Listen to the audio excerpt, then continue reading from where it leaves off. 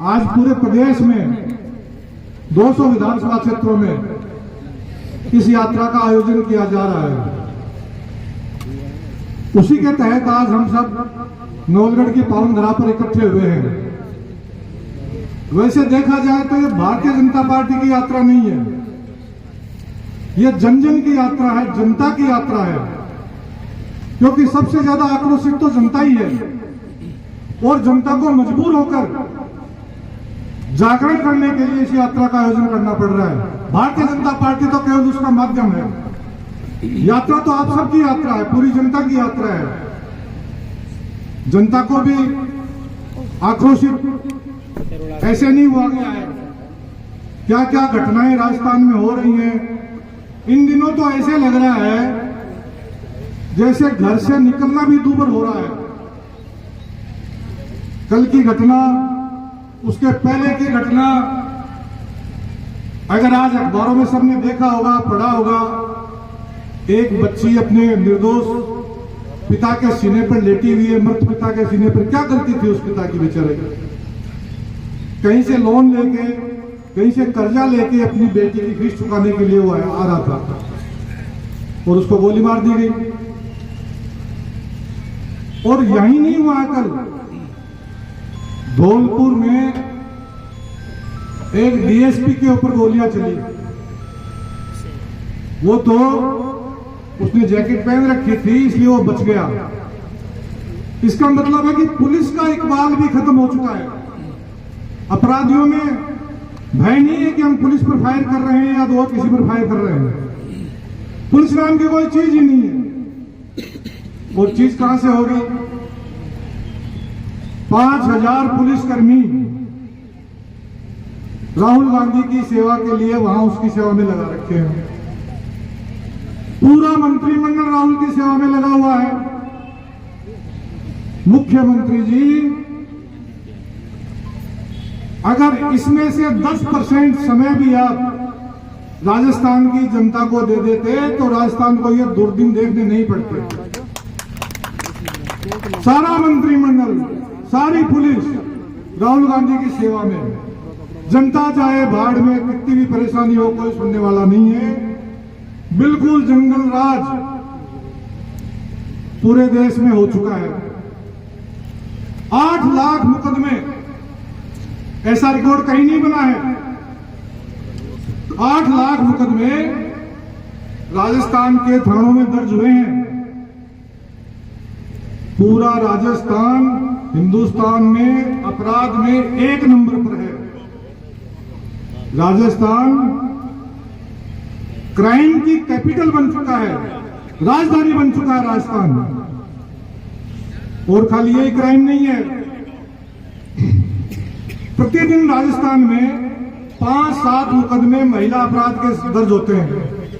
छोटी छोटी बच्चियों के साथ रेप, ऐसी दरिंदगी है कि आप और हम सोच नहीं सकते, लेकिन कोई संभालने वाला नहीं है। एक स्टेटमेंट नहीं आता मुख्यमंत्री जी का कि आज ये गलत हुआ है, आज ये गैंगवार हुई है, आज ये दुर्घटना हुई है, कहीं कुछ नहीं। केवल एक ही काम, जैसे तैसे मेरी कुर्सी बच जाए, मैं फेविकोल लगा के चिपका के बैठा हूं, मैं उठूंगा नहीं, इस पर कुछ भी हो जाए भाई। राजस्थान की जनता जाए भाड़ में। लेकिन दूसरी तरफ सचिन पायलट ये करे तो कितना ही फेविकोल लगा ले, तेरे को उखाड़ के छोड़ूंगा। दोनों की लड़ाई पिस रही है जनता। 4 साल से कांग्रेस का राज आया है मित्रों। 4 साल में दोनों की लड़ाई के अलावा राजस्थान में कोई काम नहीं हुआ। जो राजस्थान पूरे देश में शांति प्रिय प्रदेश था, आपस का भाईचारा था, आपस का सौहार्द था, उस राजस्थान में नारे लगते हैं सर तन से जुदा। और उदयपुर में करके दिखा दिया अपराधियों ने। राजस्थान सरकार को जूं भी नहीं देंगी, इतना बड़ा कांड हो गया, लेकिन कोई बोलने वाला नहीं। उसके लिए गवर्नमेंट की तरफ से कोई अधिकारी, कोई मंत्री, कोई मुख्यमंत्री, कोई कुछ नहीं बोले। केवल एक ही काम है, जैसे तैसे मेरी कुर्सी बची रहे और मैं 5 साल पूरे करूं। परिणाम तो उसको भी पता है, जब जब गहलोत जी मुख्यमंत्री रहे हैं, चुनाव हुए हैं, तब तब कांग्रेस उन्हें मुंह आके गिरी है पूरे प्रदेश में। दूसरा धोखा युवाओं के साथ 8 परीक्षाएं हो चुकी हैं राजस्थान में। एक भी परीक्षा ऐसी नहीं है जिसका पेपर आउट नहीं हुआ हो। रीट की चीट तो है ही, उसके अलावा भी कोई सी परीक्षा नहीं है।